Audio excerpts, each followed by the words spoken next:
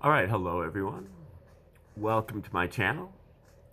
This is an educational channel. We try to um, shed light on some theories of everything and all-encompassing theories that can help you in your own life, or approaches that can help you in your own life, and especially with your paradigm, being able to have a holistic view of things and kind of be able to have one basket to put all your eggs in, so to speak. Um, that's especially for Egyptian Tree of Life. I've got a few hundred videos on Egyptian Tree of Life, and that has been something that for me, I used it, and I was able to kind of put all the other theories and all the other research and things I've studied in the past into that single basket, So I was able to kind of integrate all of the disjointed stuff I had in my head, and it kind of just it opened up a lot of energy that I was spending on, trying to memorize stuff. And I think it also works for the reciprocal system of theory, which is what we're going to be talking about today. Today is the 339th video that we've done on the reciprocal system of theory. And today we're going to do a little bit of a departure, and we're going to look at some of the writings from Dr. Bruce Peret. We've looked at quite a bit of his stuff before, but this is his kind of introduction to the RS2 theory. Okay, so now Dewey B. Larson is the author or the originator of the reciprocal system, and he put this together in over the last 60 years of his life, from 1930 or so until his death in 1990. And Dr. Bruce Peret kind of took over after Larson passed away, and along with Dr. KVK Nehru, created this thing called RS2, or Reciprocal System 2, which was just like a re-evaluation of the reciprocal system, tweaking it, accepting most of it and accepting the spirit of the reciprocal system, but looking at individual areas where Larson might have come up short, and Larson understood that he was subject to error. He believed that his theory itself was correct, but whether he was able to apply his theory in all cases was not guaranteed, and that he may have made some mistakes in his kind of deduction of the theory from the theory. And I believe that he did, and I believe that Dr. Peret and Dr. Nehru did a bang-up job in kind of pinpointing some of the inaccuracies and proposing solutions that seem to be kind of a lot more stable and sustainable. So we're going to be looking at this paper he calls RS2-101. So, this is 101 on RS2. He has 101 through 110, I believe. And we're going to look at several of those, if not all of them. This one is called, RS2-101 is called Creating a Theory. But I suppose before we do that, we just want to go through real quick about what is the reciprocal system of theory. Basically, Larson in the reciprocal system is positing a universe of motion. So the universe is not made out of matter, not made out of energy or force or anything else, but it is made entirely out of motion. And not exactly the textbook definition of motion, but a form of motion that Larson refers to as scalar motion. This is a motion that has a magnitude, but it has no specific direction. I'll go over that a little bit later. But and for Larson, motion was the relationship between space and time. And we see that in, something like speed or velocity, that Speed is generally measured, the car is moving at 20 miles an hour going south, if you want to make it velocity, but 20 miles an hour, 20 miles of space in 1 hour of time. Space over time is speed. Acceleration, same way. I dropped the rock out the window and it fell at 32 feet per second. 32 feet of space and 1 second per second of time. S over t squared is acceleration. Energy. It took me 20 minutes to move that thing 20 feet. 20 minutes of time and 20 feet of space. That is energy, time over space. And so on and so forth. All of our basic scientific quantities are relationships between space and time, including matter and force and pressure and capacitance and resistance and electric current and electric charge and magnetic flux and permeability and permittivity and fluidity and viscosity. All of these are different relationships between space and time. And there is a few other caveats to the reciprocal system that Larson lays out in his first fundamental postulate. He has two fundamental postulates. Peret will be going over them in this paper here, but one is that space and time do not have independent existence. They only exist together in motion, and motion is basically a fraction with time or space as the numerator and space or time as the denominator. This is not a normal form of motion. This, again, is scalar motion, which Larson refers to as clock time and clock space. The clock time, we generally understand. The clock is always getting later and later and later and later, but in no specific direction. Clock space is that the space is always getting farther and farther and farther apart. But in no specific direction. You would think of this like you would think of, you can model this with a balloon with dots on it. If you blow up the balloon, all of the dots are moving away from each other, but in no specific direction. In fact, you don't get any type of specific direction until you assign a reference point. Once you say that, okay, this dot, we're going to say that this dot is motionless. Then once you do that, then you can impute a direction to the various movements there. Okay, this dot is moving away from our reference point in north, and this dot is moving away from our reference point north by northwest. But if you don't assign a reference, so the direction is due to the reference point, not due to the motion itself.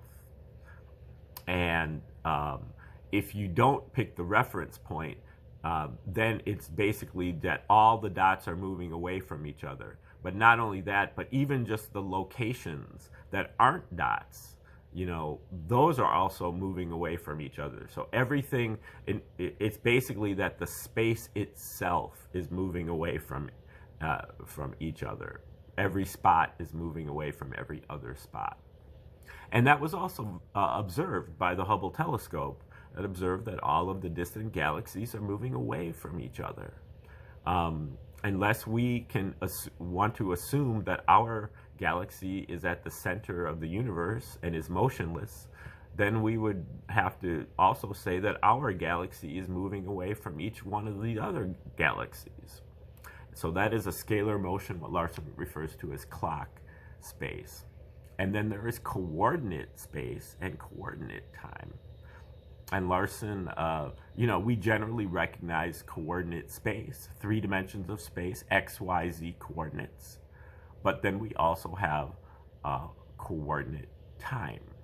that is 3 dimensions of time.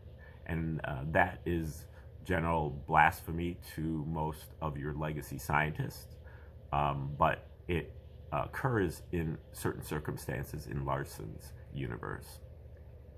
And then also space and time come in only discrete units. There is a minimum unit of space and a minimum unit of time. If you don't have a minimum unit, then you don't have space or you don't have time. So you have to have a full unit. If you have exactly 1 unit of space in 1 unit of time, remembering that space over time is speed, 1 unit of space and one unit of time is the speed of light. So the speed of light is what Larson calls unit speed. 1 over 1 equals 1.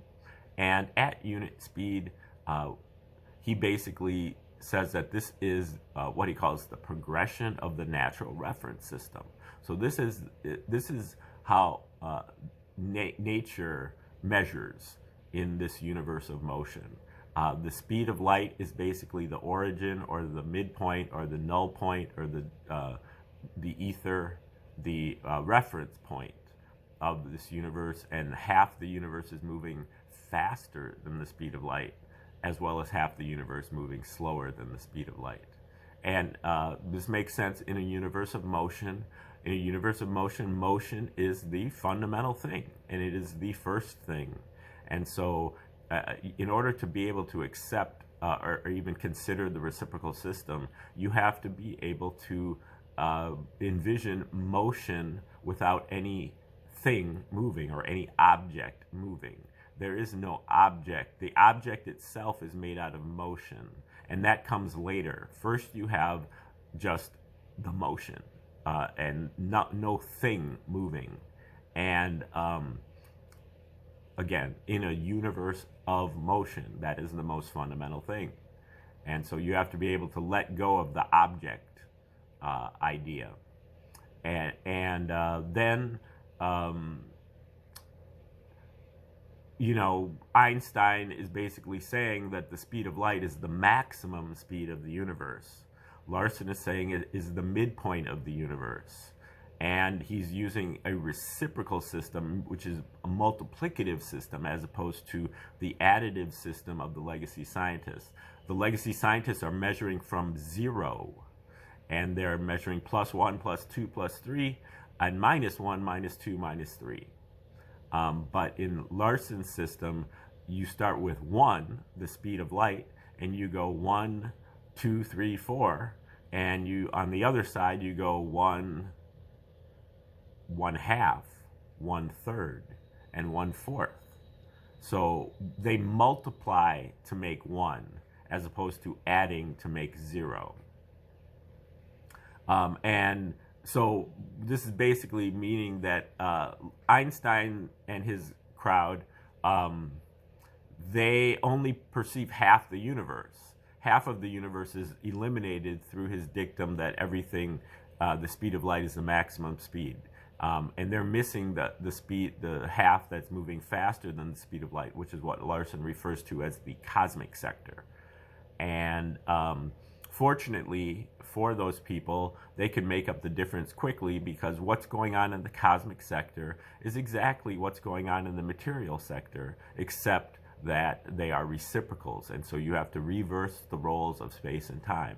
So in the material sector, you have 3 dimensions of space, and you have coordinate space, and you have clock time. The clock is always getting later and later and later.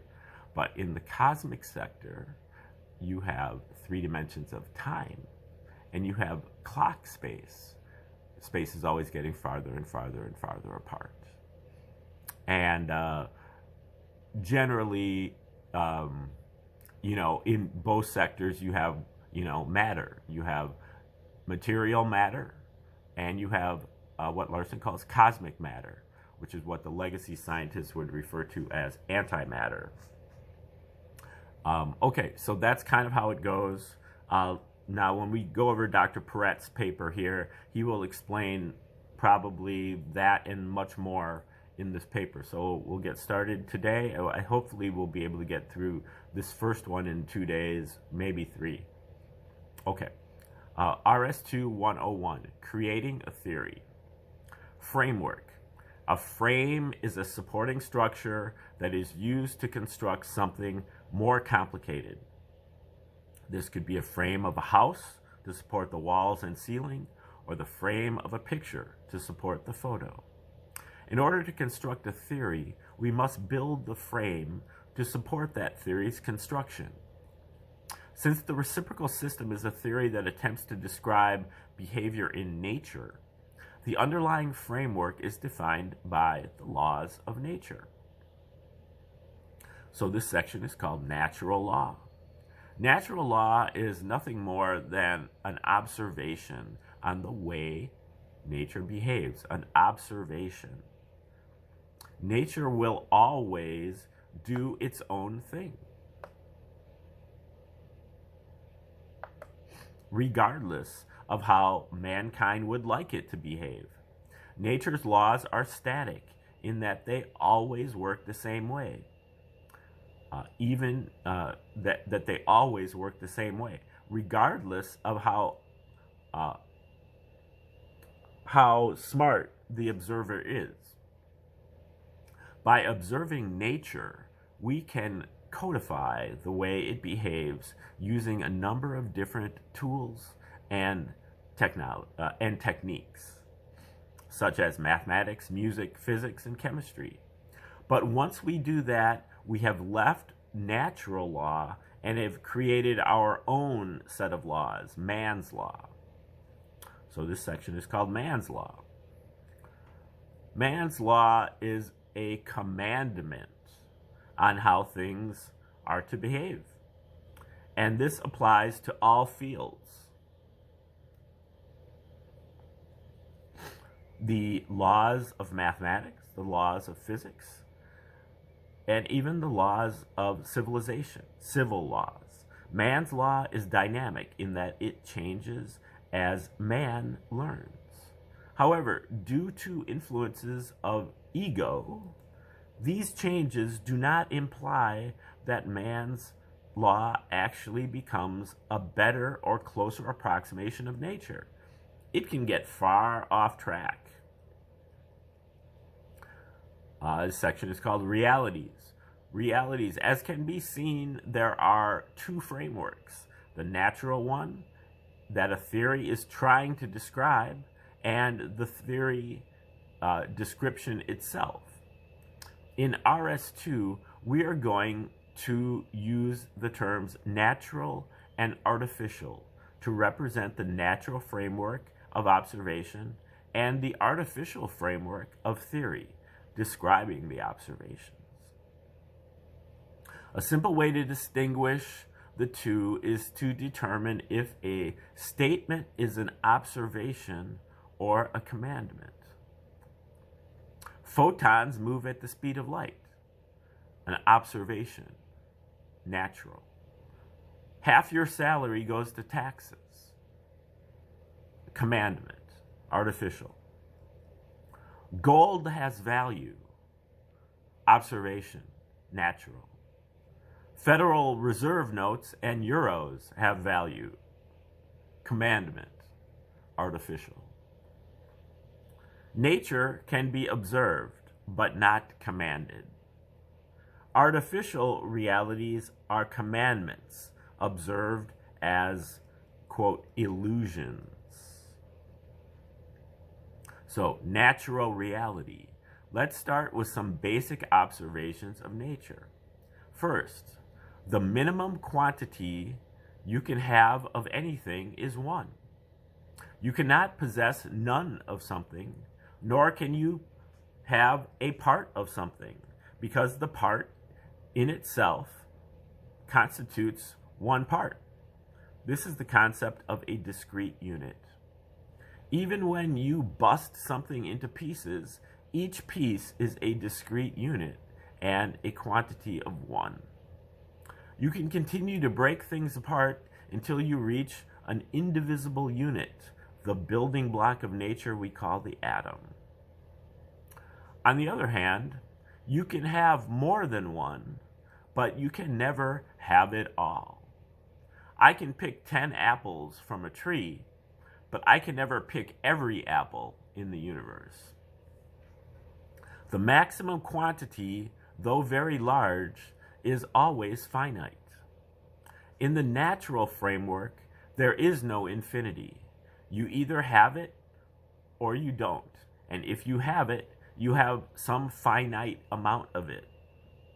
The natural framework is based on quantities, amounts of or magnitudes.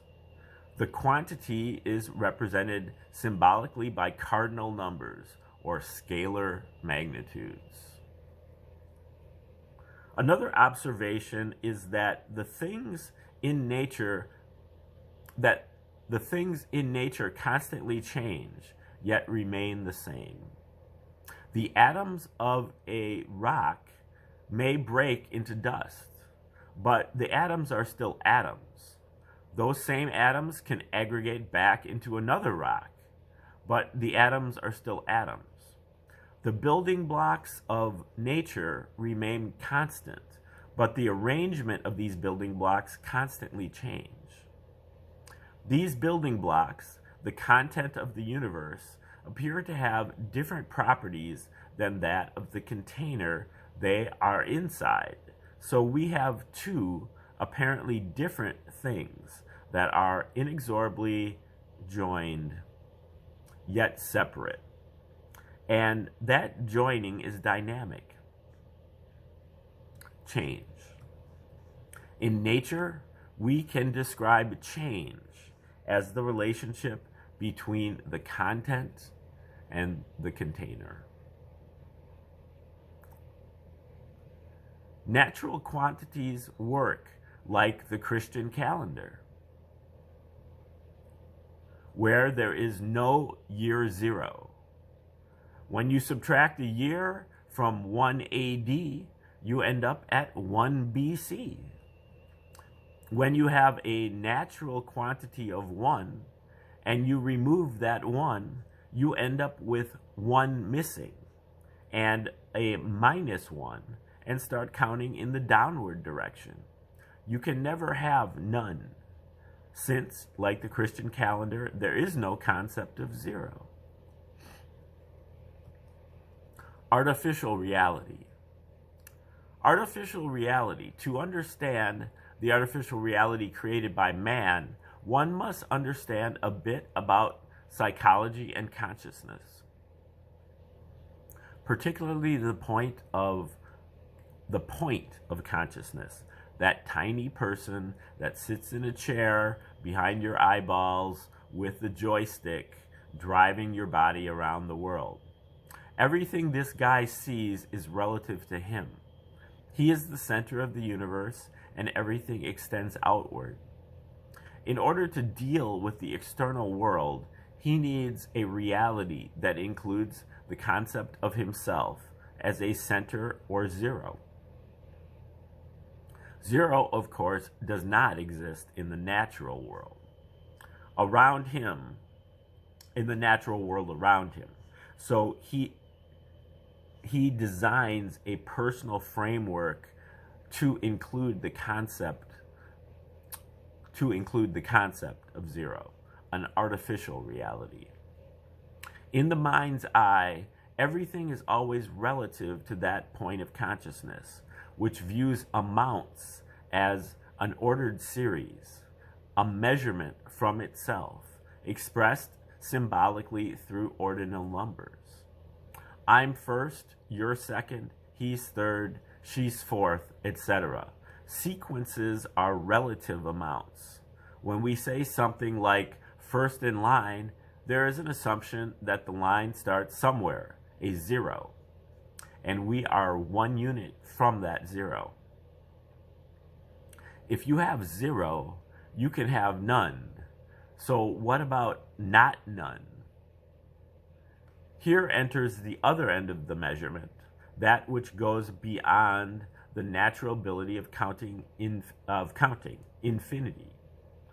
The concept is straightforward. Zero is the center and means none. Infinity is the extreme and means all. When someone says the universe is infinite, All they are saying is that the universe is all there is. Nothing mystical about it. All artificial realities are the product of human imagination and are unique to a natural person. That person, Einstein, Larson, whomever, then shares this reality with others, and if accepted, forms a consensus. A theory is just an artificial reality that has been proposed for consensus. Okay, I think we're going to stop right there, and we will, okay, we're going to read 2 more paragraphs here. Consensus. Like reality, consensus has its natural and artificial expressions. Natural consensus is an agreement of observations. This is a rock. Yep, it is. Natural consensus is made as a knowing and conscious act of consent. Artificial consensus is a product of socialization, namely education through coercion. You are informed that a particular artificial reality is the truth, and if you do not accept it, you're going to stay where you are until you do. It is a necessary element of society that we all agree to certain social norms. However, most coerced consensus realities tend to expand in complexity and misunderstanding until there is little resemblance to the natural reality it was originally derived from. Once a consensus reaches a point where it can no longer be observed in nature, then people start to challenge it and work to create new consensus. And this is not limited to science. It also applies to religion, metaphysics, politics, economics, and other icks you care to mention. Any other icks you care to mention. Okay, we're going to stop there, and we'll take over tomorrow with the section that is called Dewey Larson's Artificial Reality. Okay, thanks for tuning in today, and come back tomorrow to hear the second part of this paper, and have a great day.